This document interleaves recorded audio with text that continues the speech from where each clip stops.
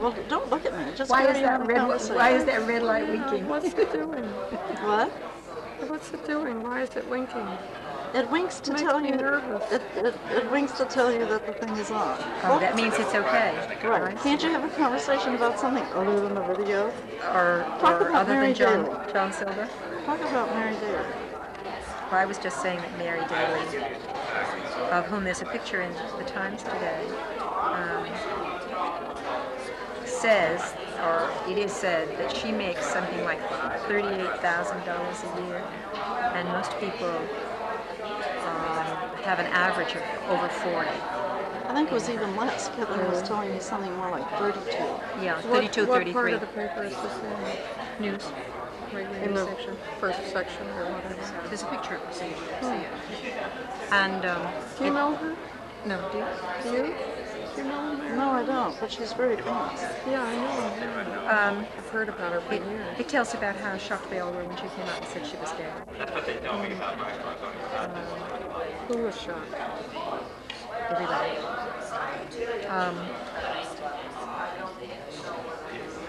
Her students were all male in the beginning, she says, and they protested when she was mistreated by the administration. But now her students are all female, or mostly all female. One of the things is that she uses body language, and I think someone said that she was quoted recently as having described the Holy Trinity with body language. Body, that's B-A-W-D. Right. This is the Boston Athenaeum Library, which is a really lovely place to go. And I was taken here by my friend Jane Cooper, and I'm now being videotaped by my friend Pat Hills. Having just had a sumptuous tea. And she's panning. She's panning. And she's really doing this because she's competing with her son. She wants to see if she can do it You didn't see the better face of the than man who Andy. went behind you. What? Well, you didn't see the face of the man who passed behind you with such a quizzical, funny expression. Told me this morning that Andy is at the lower end of the first violin section.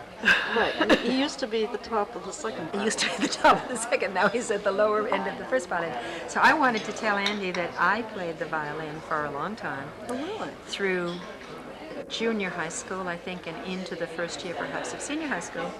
And I was in the third violin section for that entire time. Oh, right. And the reason that I took up the violin at all was that actually a man came to the back door of our house and offered my mother a year's, if she would pay for a year's violin lessons for me, at the end of the year I could keep the violin. Oh, my. So we did it. And I went Wow. up to Quincy Square That's amazing. every Saturday to Professor Widdop. And I learned to play the violin, and I got the violin at the end of the year.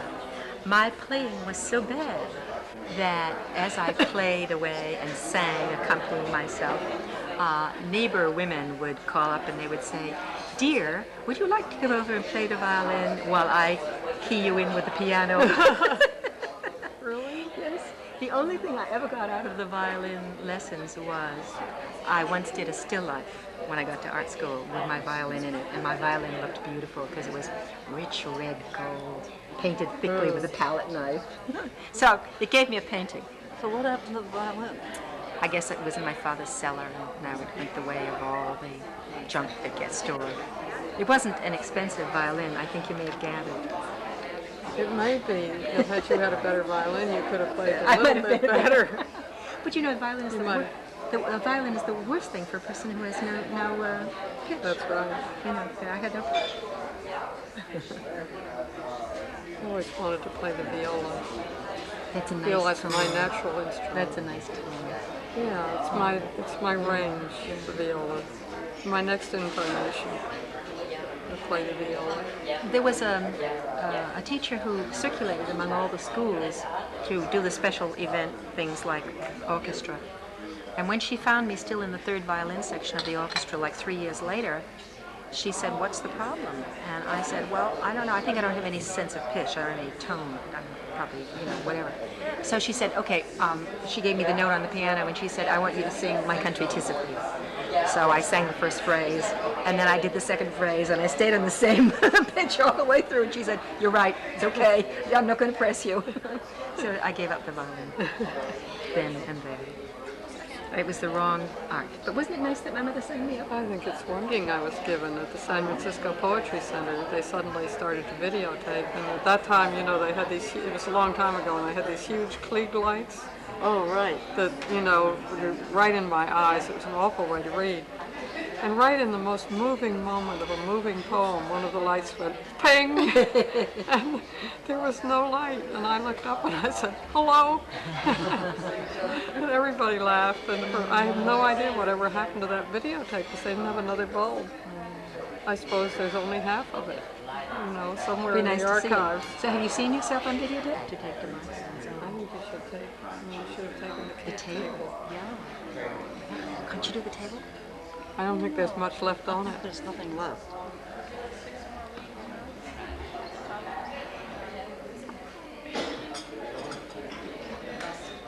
Right. It's important to do the best.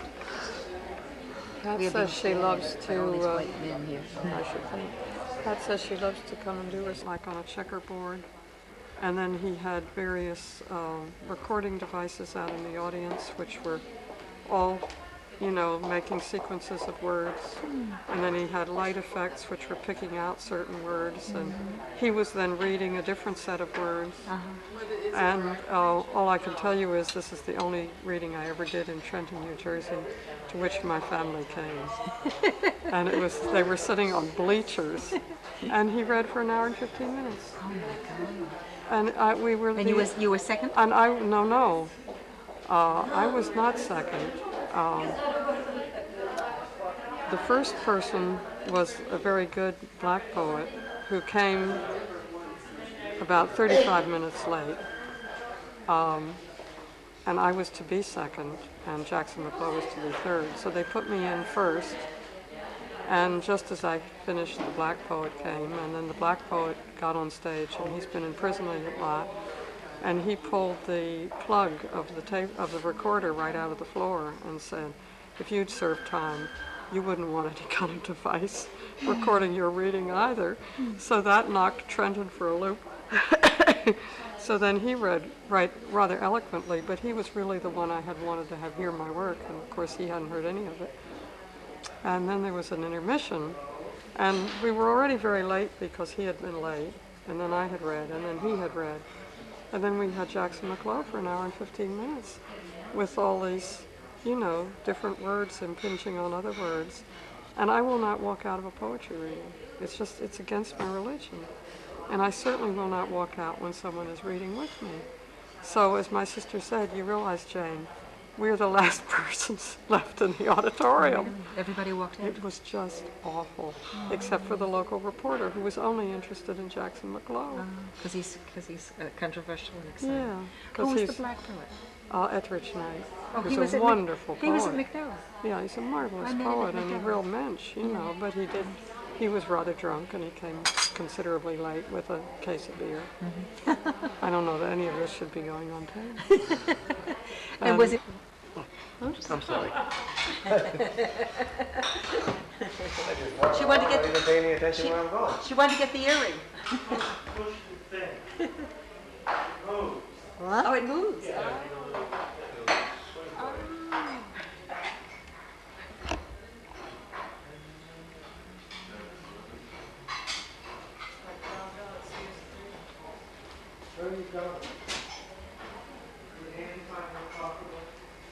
Get the branch behind you too.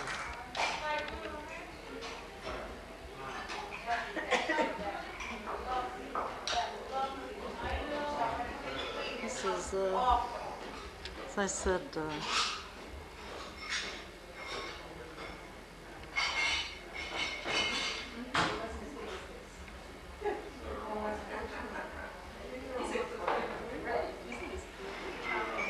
where did you go? We used to throw it like through your gum.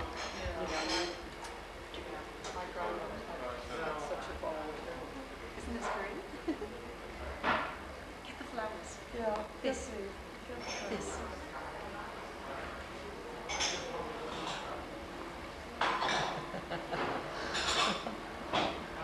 I'm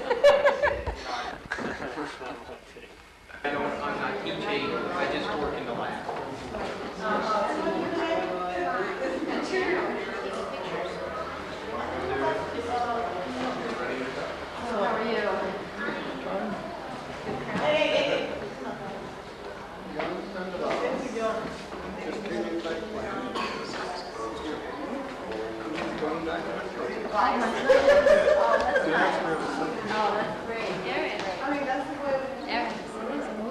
Hi, Ann. Hi, Pat. Hi, Rudolph. What? This is my new toy. That's wonderful. Hi. Hi. Hi, Leslie. Hey, look at, see, there's mommy. There's a mommy picture. See that big? Right? Is that nice?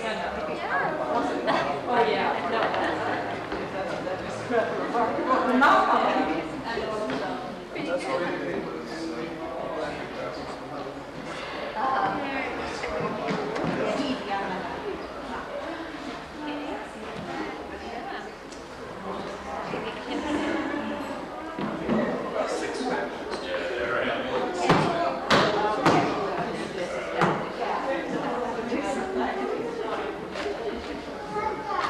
She's all right? Well, what do you think of your show, man? I think it's pretty good. One more cracker run? What? Does this record the voice also? Yeah, sure. Great, so I was going to watch what you said. It's wonderful. Oh, I'm sorry I wasn't here earlier. These are quite monumental.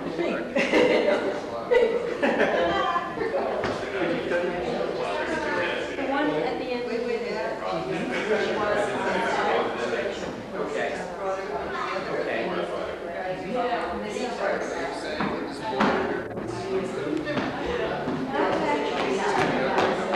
When he's older, he'll get to be known.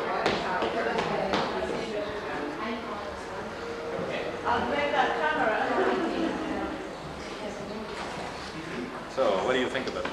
So, Amir, what do you think about that picture here in the background? Is that her mom? We have to get, I think it looked so much better when they hung it upside down. It really ruined it. Just to erase that back? Stand back about 100 yards and That's look at it on your this head. man. It's the only way.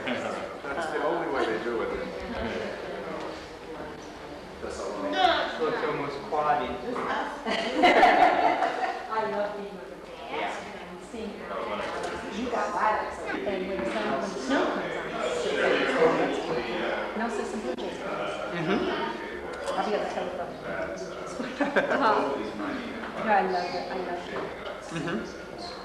Yeah, it's a nice change from New York.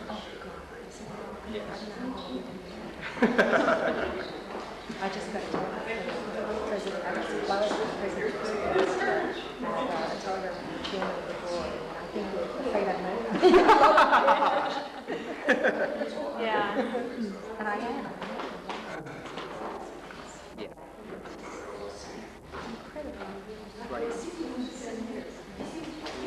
I walked down the street and I go, oh, look at that.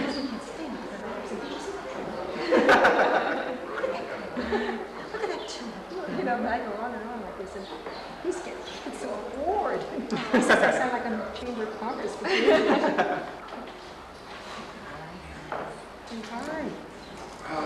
This is her face. It's Hannah's. Which is yours. Oh my goodness. taking a video. 20 weeks of the New York Times. Why are you taking a video? I'm taking one of May. You're taking one of May? Yeah, but you're, Pointing it in the wrong direction. well, I'm just learning how to do it. Hello. That's how you do, baby. We were watching it. Okay, well. Oh, well. No doubt about that. Very nice. Very nice. You're very photogenic. Yes, indeed. I know, drinking red cross. Just pretend, right?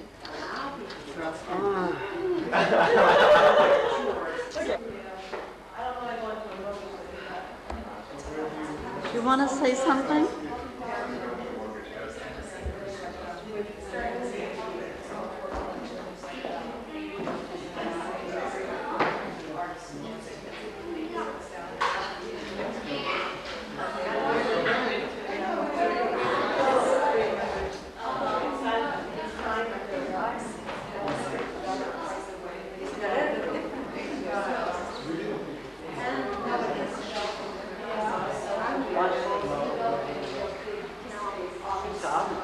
Right. Go to the drowned woman. She drowned. Right. You know how she drowned? She was a mystery fight. She what? The police killed her. Huh? The police killed her. The police killed her. A cop killed? Police. Oh my God. Right. She was young, pretty cool, huh? Well, she wasn't so young, but she was a wonderful person, you know? She didn't do nothing wrong? What? She didn't do anything wrong? Just kill it automatic? They didn't like her because of her politics. So they drowned her. So they hit her in the head with a rifle butt. Then they shot her and they threw her in the In the canal. water. Oh,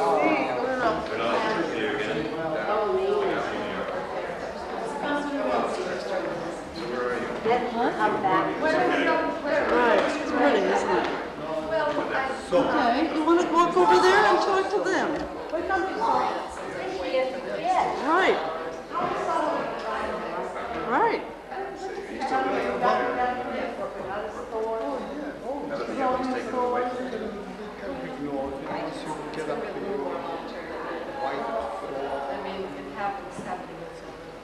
We don't even notice it because it's been changing very gradually. Well, because it's third carpet, we're only looking at that process, so we're always there into that process. You know what I mean? We're just gonna want Mostly to the stores. Very expensive. Yes, very expensive restaurants. I haven't met her. That's amazing. When I was growing up, my mother used to be How you going? Want to go be in the book? Huh? I'm the one who's going to be in the book. Yeah, the girl should tell. She's going to be in Carlotta Duarte's book. I see. Yeah. Carlotta Duarte has been doing a photography project for years, photographing her. Very nice. Beautiful. You have nice features.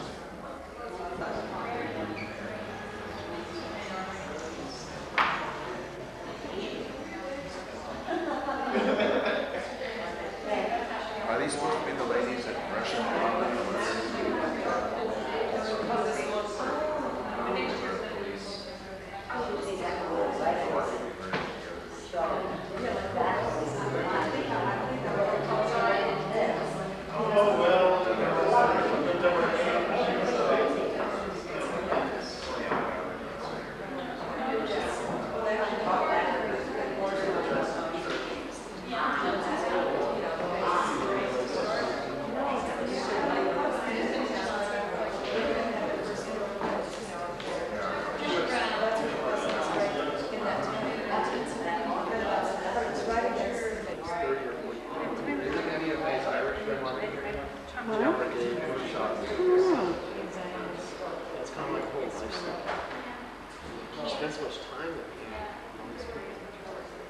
Well, today we had, I got there at the time when the director was there with lunch and stuff. I was sitting there, they just told you all the stories, turns to bottles. So, until it gets, they get their toes in it. Oh, I know. But I like bottles. She's also very going through with the kids' determinations. I wrote a, we were on this side. She's just a real, Yeah. Still. I had a girlfriend. I had a real nice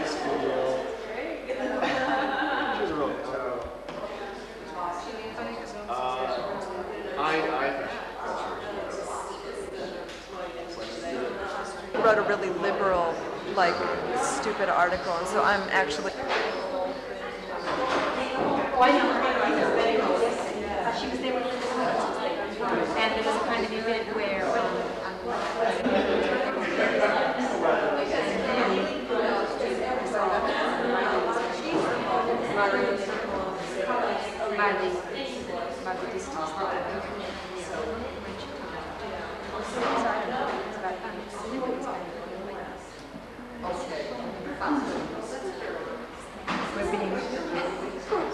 we're being immortalized I'm up to my old tricks. immortalized.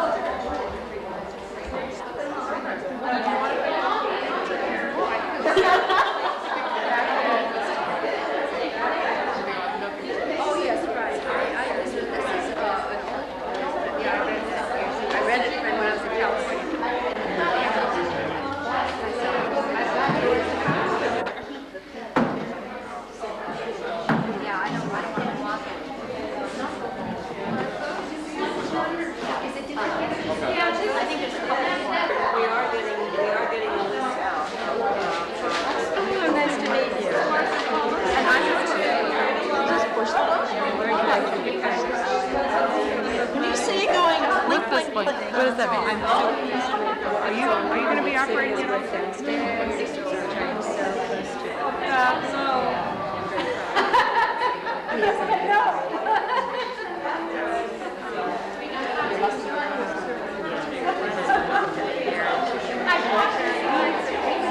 I mean, it's what this is about.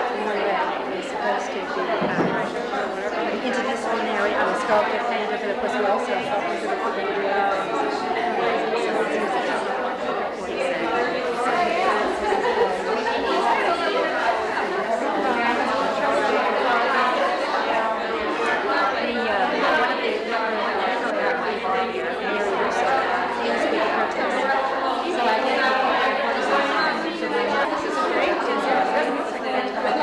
I said it's fine because I really enjoy moving it.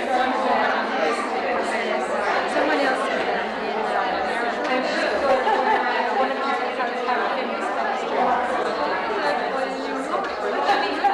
which is not what I have done. But that's okay. I mean, they're all kinds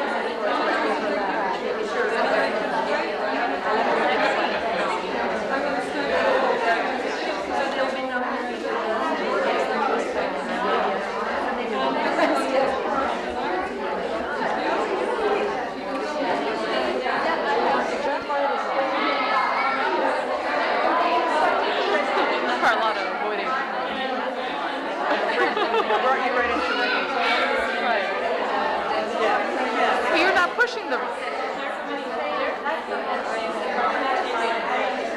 You're not pushing them. Is it recording the sound as well? The sound as well? You know, the tape sounds very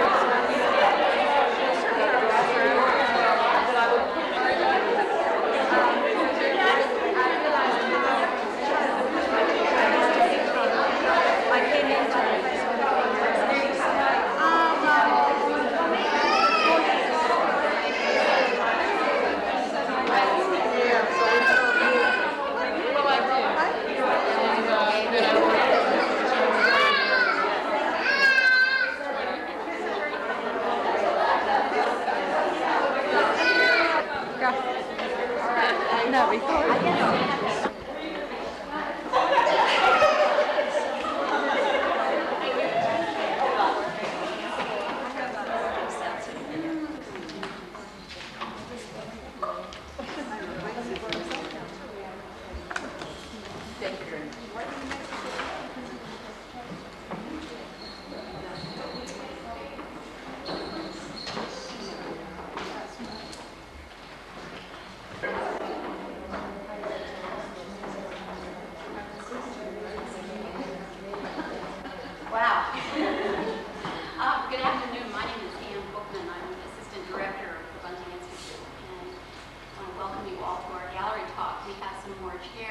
coming up with someone who would be more comfortable in chairs than on the floor. We're really happy to see this wonderful turnout.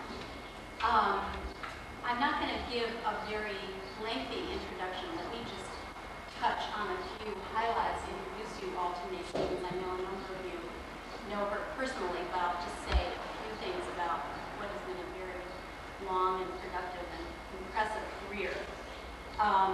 May Stevens, as you know, is a painter and a leader in the women's art movement. She's been an artist and a political activist since the 1950s, and the complex and mutually enriching relationship between art and politics has been central to her work. She received a BFA from the Massachusetts College of Art and continued her study of painting at the Art Students League in New York and the Académie Julienne in Paris. She has held faculty positions at Queens College and at the School of Visual Arts in New York City, where she is still on the faculty. May Stevens has exhibited widely in the United States and in Europe in both one-person and group shows, and her work is represented in the permanent collections of the Museum of Modern Art, the Whitney Museum, and the San Francisco Museum of Modern Art, to name just a few. Her work has been recognized with awards from the National Endowment for the Arts, the Guggenheim Foundation, and a series of grants from the McDowell Colony.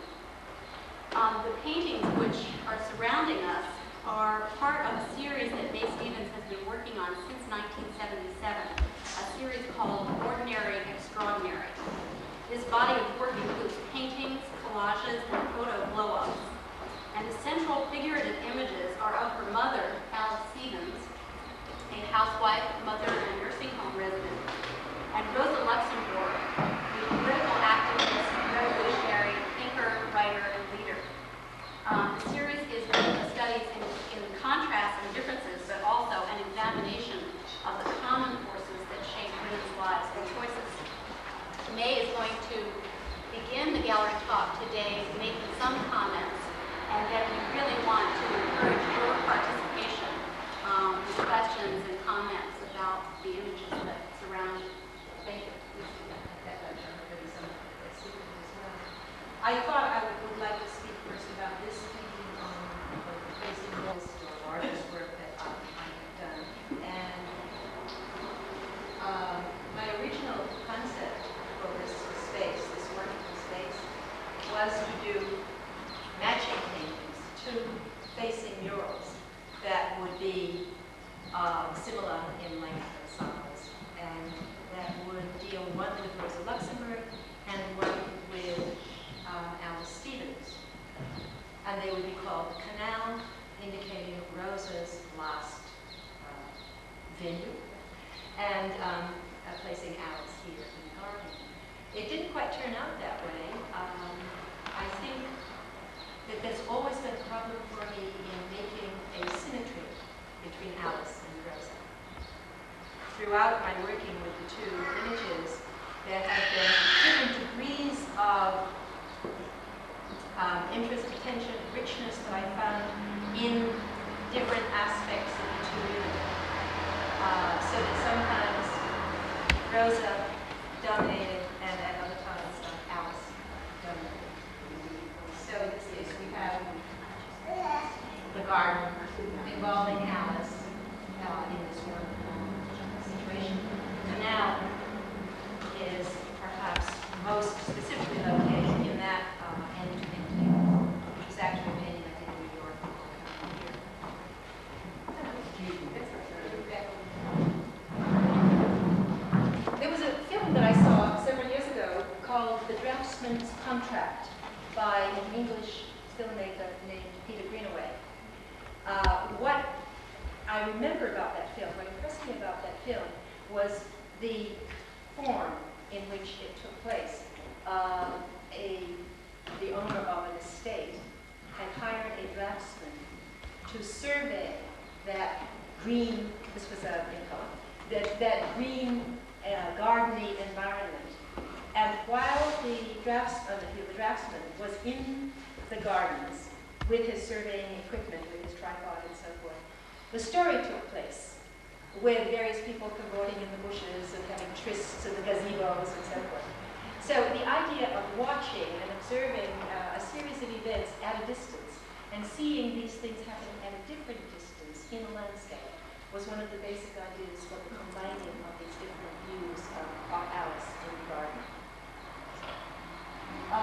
I felt very much that I was attempting to see her from different perspectives at different degrees of distance from me, and that I was observing her as she is very self-absorbed, as she is fascinated with her own pangs, or her own thoughts, or her own being, and I project my kind of fascination with her and with her being by watching her from these different distances.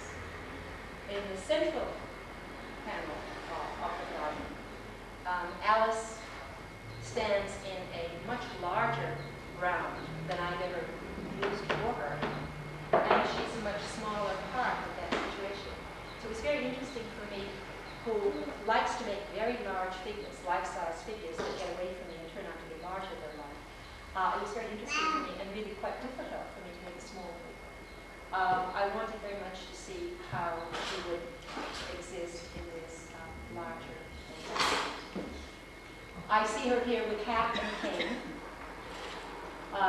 perhaps ready to leave, ready to start on some kind of journey.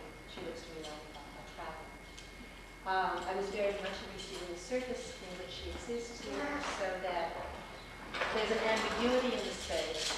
Basically, it would appear to be that one looks down and talks of trees. So there's a kind of shifting perspective in the work that was interesting to me.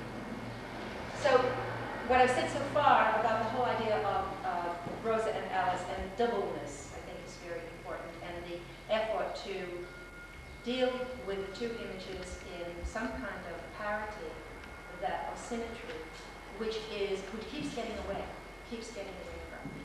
In the artist's book, Ordinary Extraordinary, which was the first thing, one of the first things I did about the two, the section on Rosa is much longer. The section of the words, the text on Rosa is much longer than the section on Alice, which always seemed to be kind of interesting because Alice was someone whom I knew all my life, and Rosa was someone who was a book. But I found many more words of Rosa that were useful than I found of Alice. Sometimes I thought that I would like to, in some way, combine the two figures, to merge them, to make one out of them, and yet it seems to be extremely difficult to do that. And in fact, I think probably I need to make that effort, and the effort makes a tension between the two images, but that it should not and cannot be resolved, and that they will continue to be different while I am always trying to put them together. I've also been thinking recently, as I now begin to use the figures in environments where the environment plays a very important role, that perhaps the environment will take over. I don't see myself as an abstract artist, and I don't see myself as an abstract thinker. But in some way, the ideas that are in the two figures and the juxtaposition, for me, are ideas that are more important than the specificity. I need to speak about these issues. I don't necessarily need to locate them in particular individuals, but I'm not sure that I can dispense with them. So where it is, I don't know. I find it so extremely rich and kind of purple, a combination, so outrageous in a way, and so wide open, that everything is possible within it. And in fact, they may, as I say, disappear. This may be a kind of ending, which is the title I gave to this painting, a kind of ending. It's a kind of ending for Rosa. But of course, her image, her memory, her words, her vision, I think must be there. Maybe it's a kind of ending of my use of these figures, but I can't be sure. Just as I wanted to have two facing murals that were equal, and it didn't happen. Also, I don't know whether these two will happen. The only one that I haven't mentioned here, Alice Goes to the Movies. Again, just to take the word doubleness as one way of approaching the word. We have, again, here Rosa and Alice appear in the same work.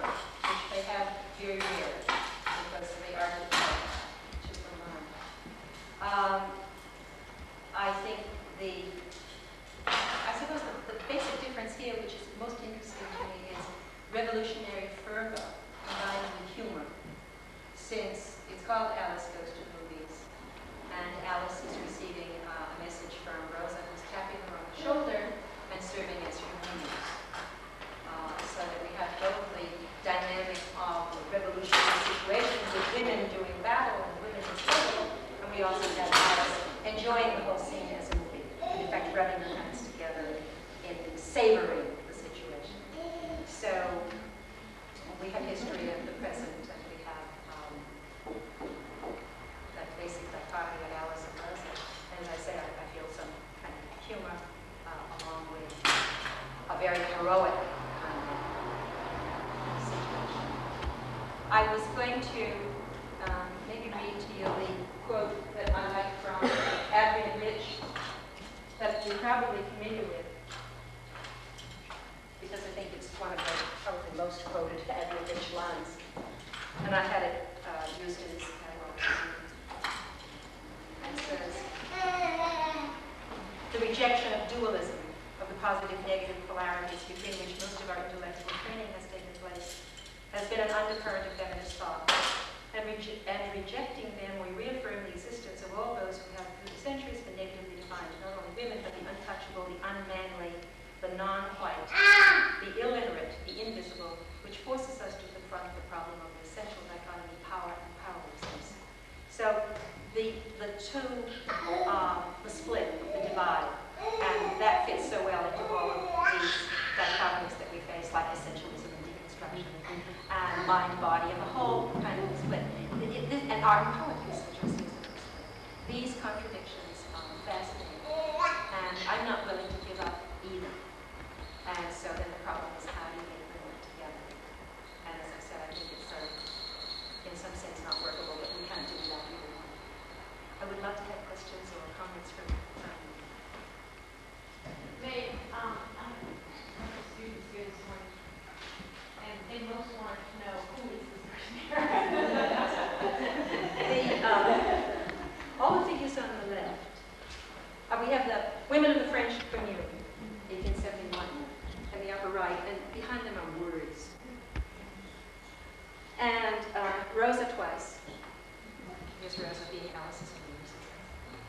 And then the rest of the figures represent the women at Freedom Common in England at the U.S. missile base, where women from around the world have been camping and demonstrating for more than 6 years at this point. So the women go over the fence, over the barbed wire, they dance on the sidewalk, they link arms and block access to the missile base, and the girl with the punk haircut and the skulls on her jacket is being carried off by a couple of English policemen. So that's the whole drama on the left.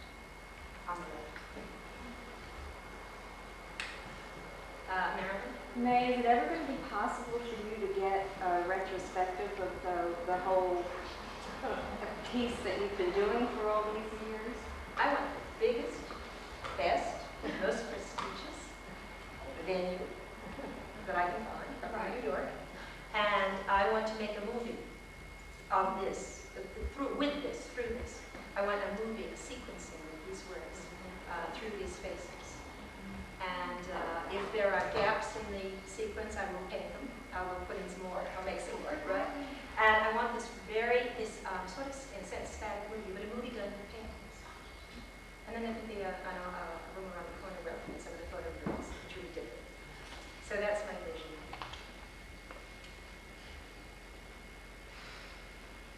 If any of you knows such a space, which is looking for. Actually, the Massachusetts Museum of Contemporary Art is a perfect space for this, and there are very few women that would be represented in that collection.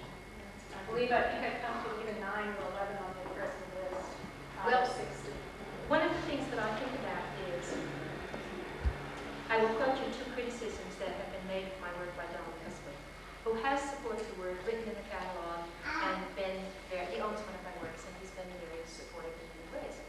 However, in an article in Art Forum in November, this past November, article called Crowding the Picture, which deals with political art, he attacks several artists, including Leon Gollum, Hans Haacke, Barbara Kruger, and me. And about my work, he says that I envision a feminist Eden, a single-sexed. He said that I and Ray Stevens envisions a single-sexed Eden. So I pick women.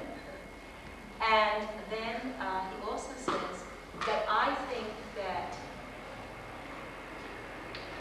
feminism is exhaustive of humanness. That's the kind of language he uses.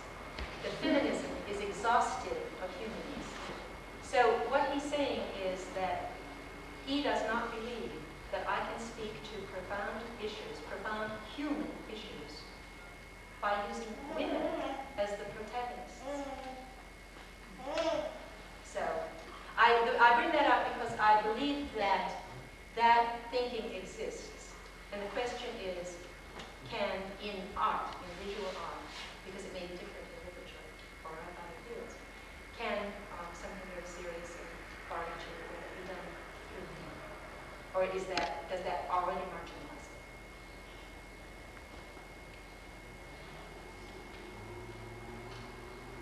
Yes.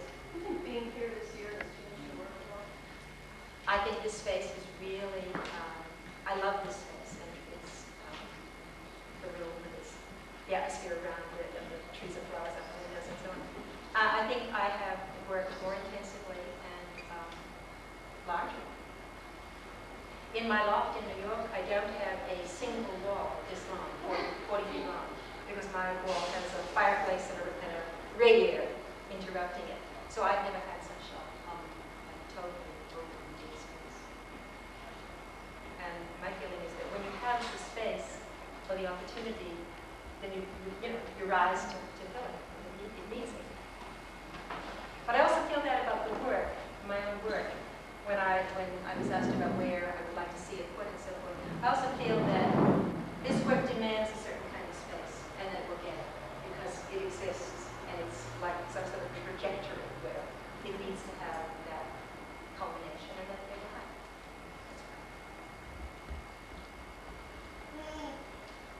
Could you say something about the process of giving up your original intention and how that went? I mean, very About not getting a full wall?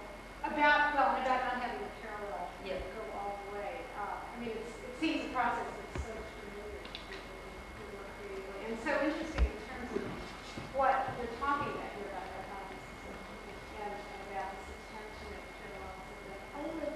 Was this something that was this a process that took some time? Was there a point where you, Is it a process that was it a process, an evolving process of giving up the original intention and coming to something else, and was it sudden or what?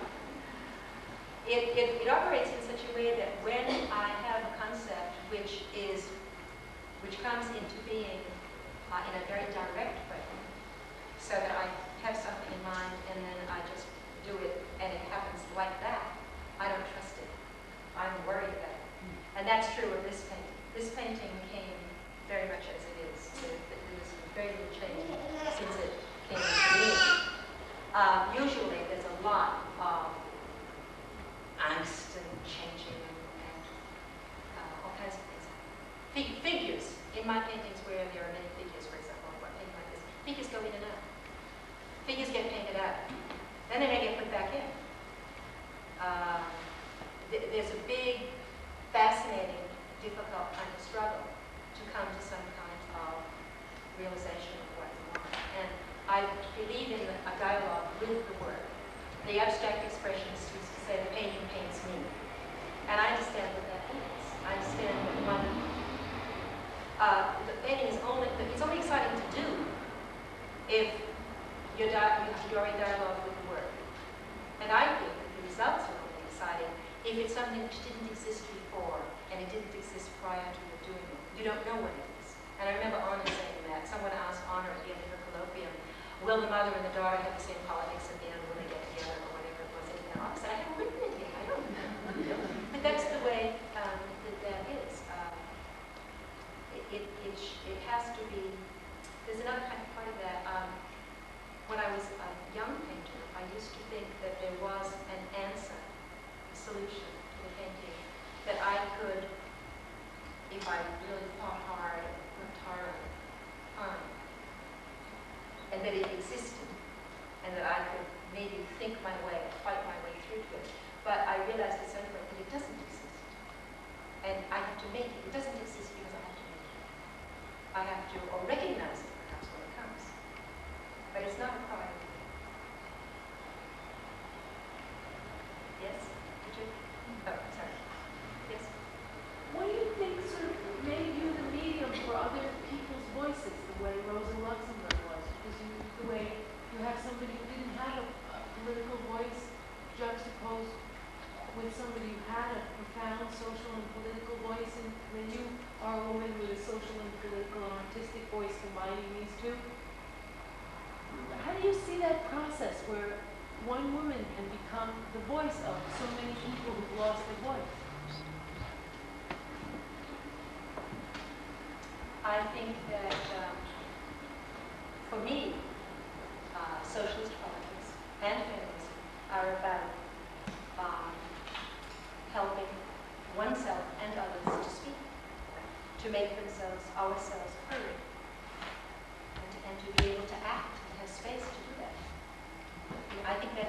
to me, that's what being political is. It's giving voice, but not only voice, what happens after voice and through voice, to those who don't have that chance.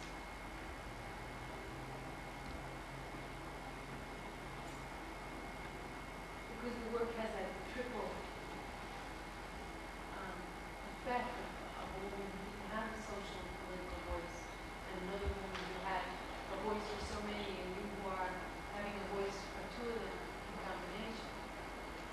Art and politics, which is such a cliche and such a boring, combination, it has always been for me the most interesting place to be, and the edge between them is really. I think they're terribly hard. I think they can and often cancel each other out. And there are all kinds of problems with trying to put them together, but it's the most exciting place to work, and the most difficult.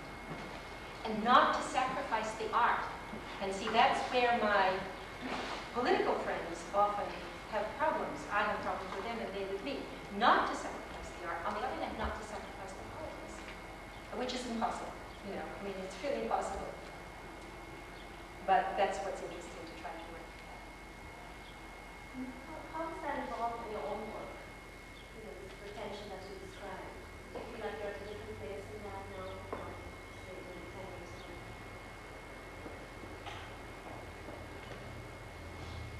I don't know. If that painting on the end, which is called The Canal, suggests some kind of resolution and transcendence, which it seems to me it does, I don't know whether that's right or what I want. People have come in and said to me, that's very history.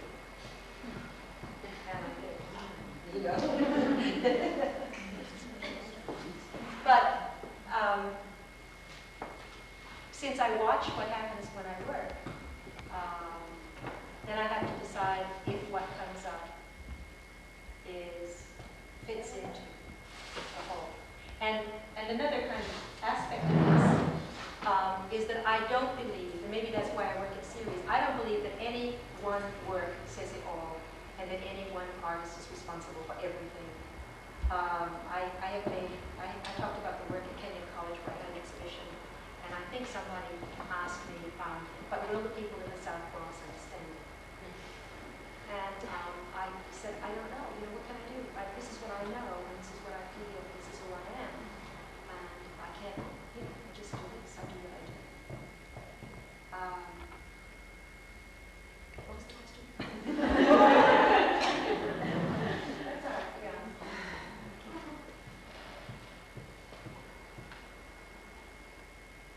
Yes. Could you speak about what you see the climate is today for works that are feminist oriented, and as opposed to maybe what it was in the early 1970s, and what you might expect it to be 10 years hence? Or what you'd like to see? The Whitney Biennial right now has more than 1/3 women, and I think no feminist art. You cannot tell which are the ones by women. I know that's a big generalization, and I haven't checked it all out, but that's what's been said, and it seems, I saw the show, and I think that that's true. So there are more women there, perhaps than ever, but that's because they're playing the game that's being played. As far as the future is, girls are fighting hard.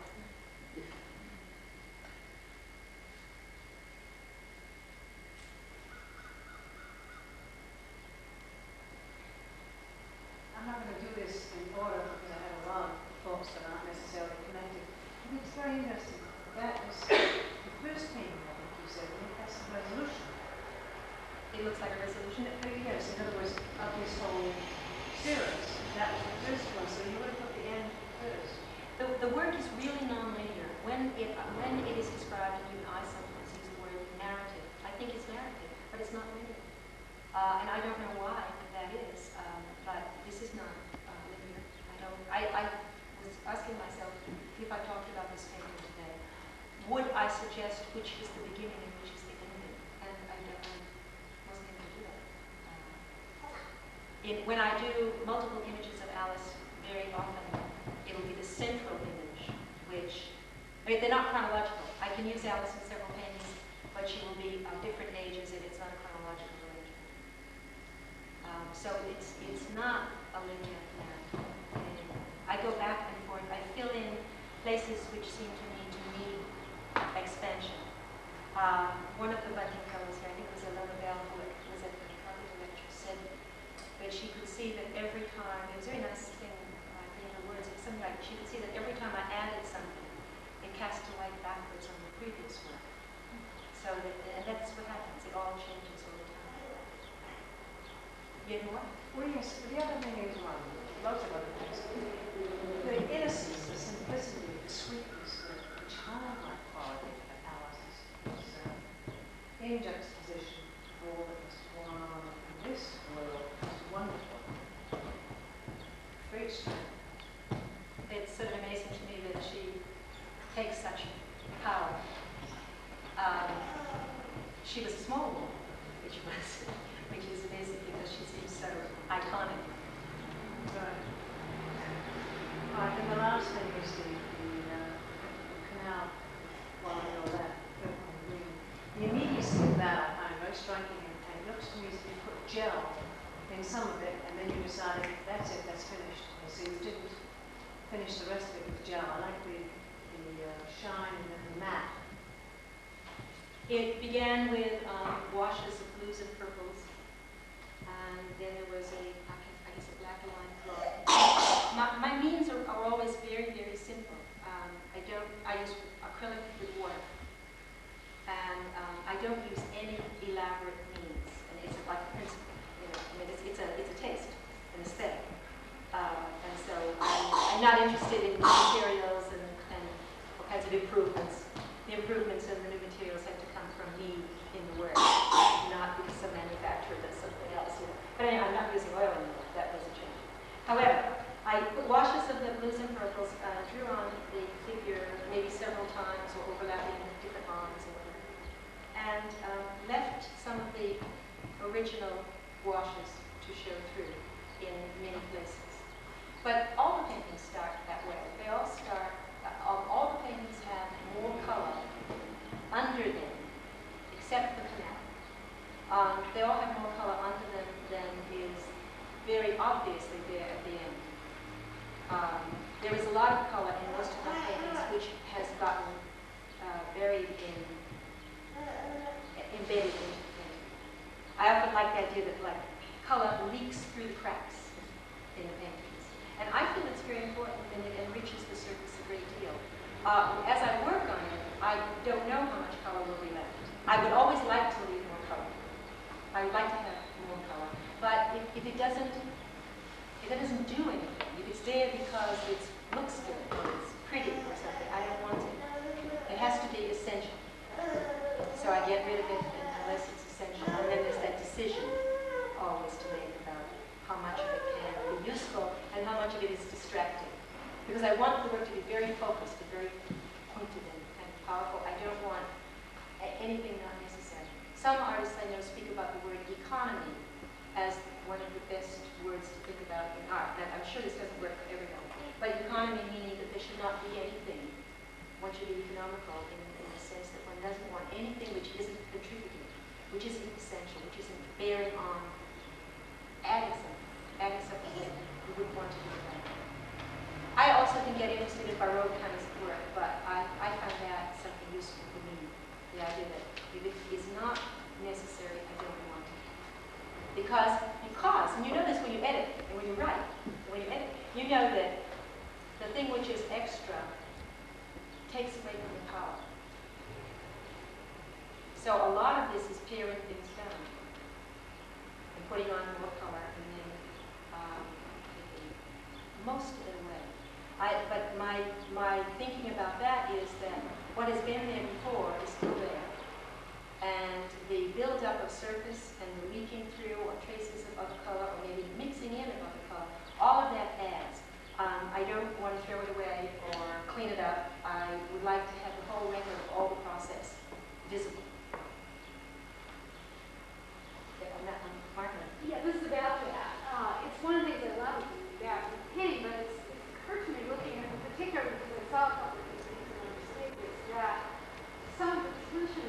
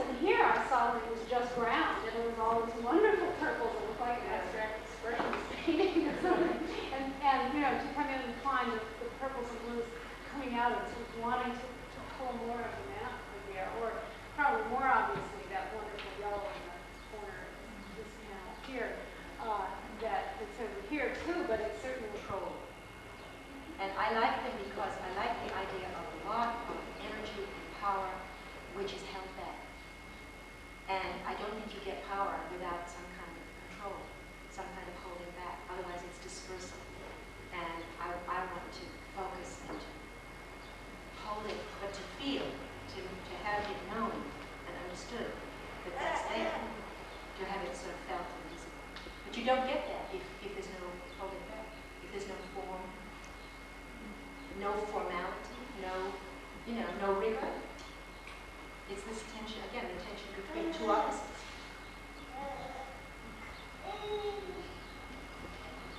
In the sense that the painting's changed.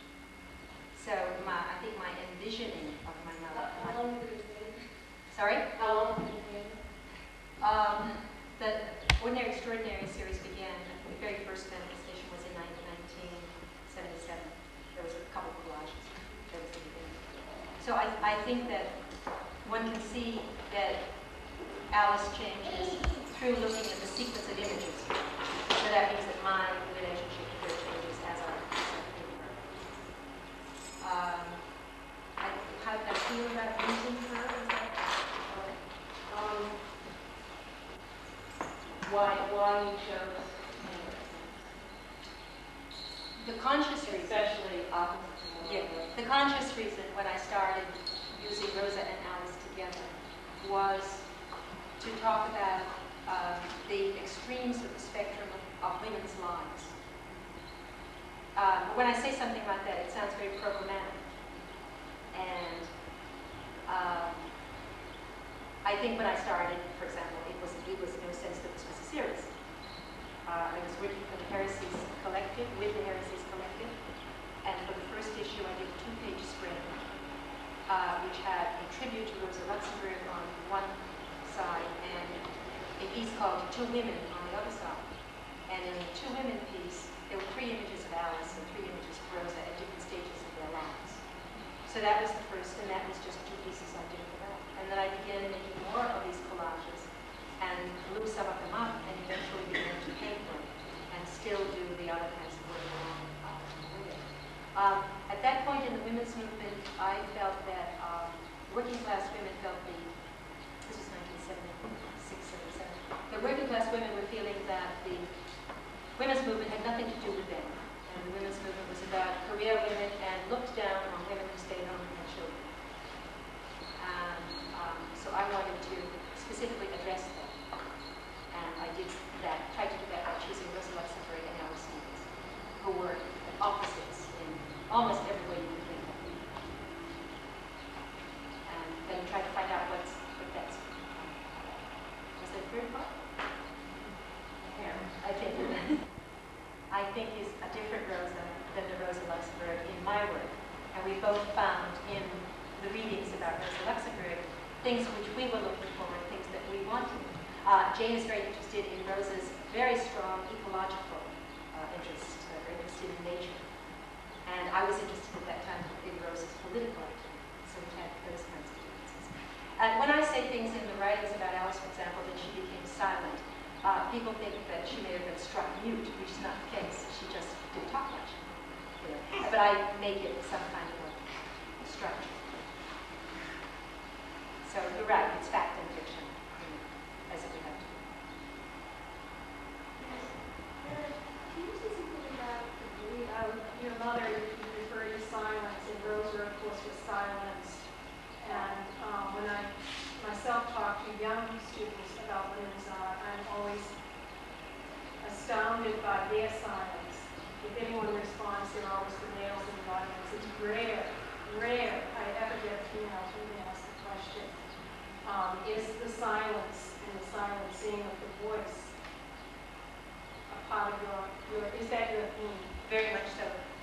One of the paintings that's not here, an old painting, is called Voices. And in quite a few of the works I write words. Voices has words written across the top. It has some of Rosa's last written words, I was, I am, I will be.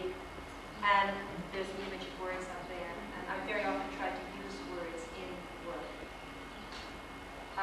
It was interesting when I was working for Heresies, we once, I don't know when I said this before, but we found that when we sent out a call for political art, a lot of the work that came in that was submitted to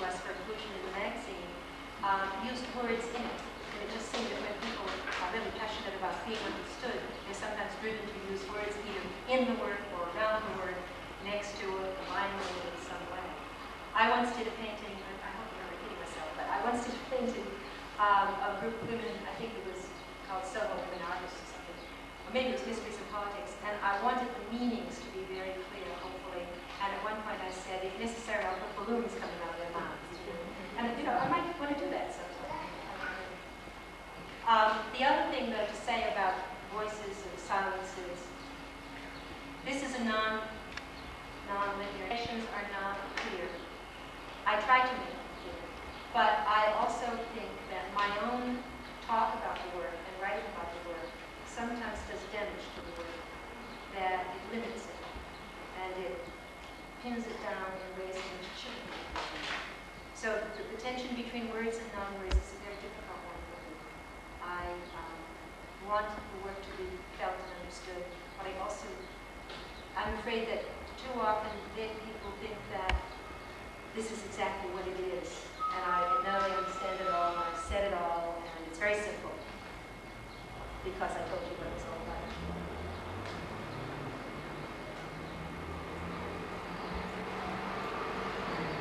Immense tension, because one wants to be understood and one wants to invite everyone in. On the other hand, one doesn't want to make the work less, because then you're not giving them what it is that you have to give them. So that's all there is to it. There's no choice about that. But this work is known by, I showed it in the New Museum last February, and it is known by those powers, many of them. It's not known by people who aren't interested in political work. People who allow political work into their canon are interested in my work. If they are totally against, I think, political work, then they probably find what I do outside the canon. But political work is really pretty much in at the moment with people like Leon Bauer, Vincenzo Spiro, Haka, Kruger, Polster, and so on. But then mine has this very large feminist input. And also one of the things that Rosa Luxemburg was a communist, and Alice Stevens is my mother. I mean, I make it hard for people. They're too big, too personal, too political, communist. But to me, these things, they produce something that I think is what I care about.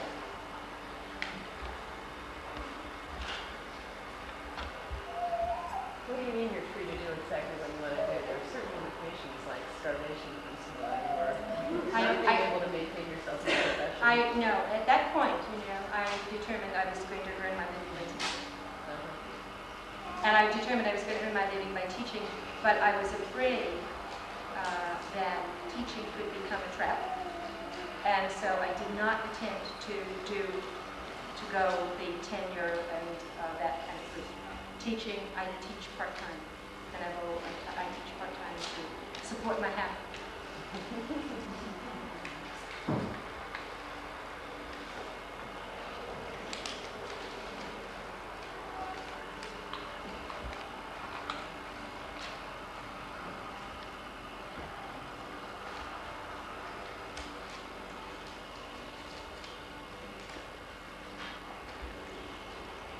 I'm just wondering if you could talk a little more about this painting. I find this very difficult to look at. I mean, I think for me there's a real tension between the beauty of the color, which is more explicit, is along the lines that Martha was talking about than in many of your paintings, and yet I have the open legs to me, it's not only Rosa's murder, but I feel like she's being sexually violated or something. I mean, it evokes that for me. It evokes sexual violence as well as death.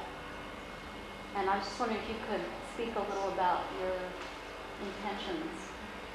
I find the color beautiful.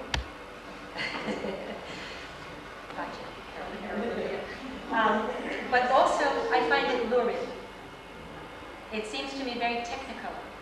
And to me, it's both beautiful, but it's also lurid. So I'm not sure that I feel funny about this painting. The green painting I can relate to. This painting, I'm not sure about myself personally. I see it as a kind of Rosa becoming part of the war. Is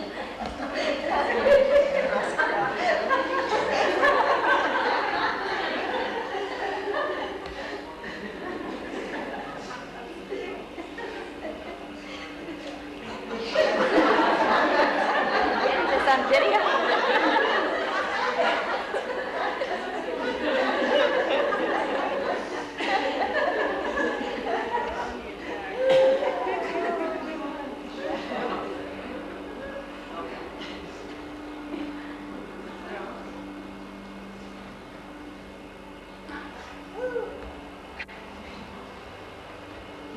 I was thinking about the ways in which a lot of this work is about death.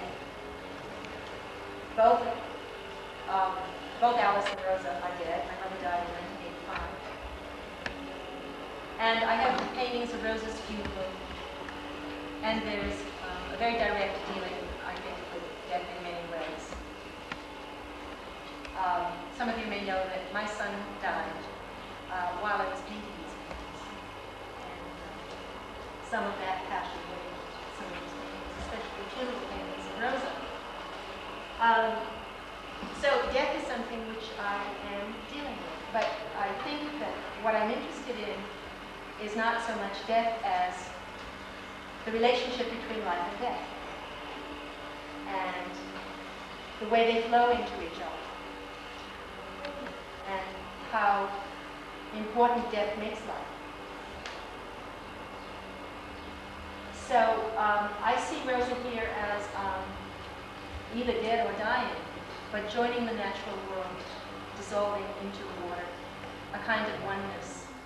And about the sexual aspect, it almost suggests to me a sexual surrender, which I think death is often compared to the dying. I think there's something somewhat gruesome in the hands.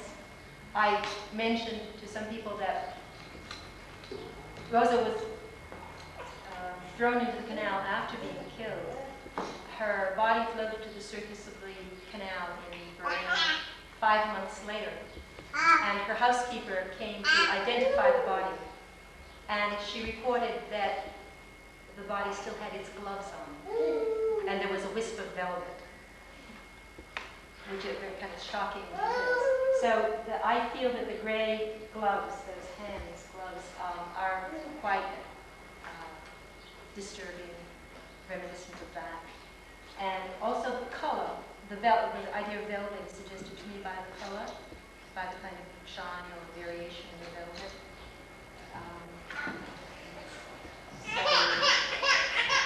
I find it both beautiful but also somewhat lurid and somewhat painful.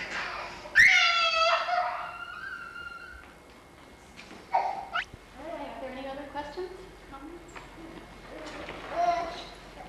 Okay, well, I want to thank everyone for coming, and I hope you'll stick around and have a chance to look further at the work. And I want to thank May very, very much for sharing all these thoughts.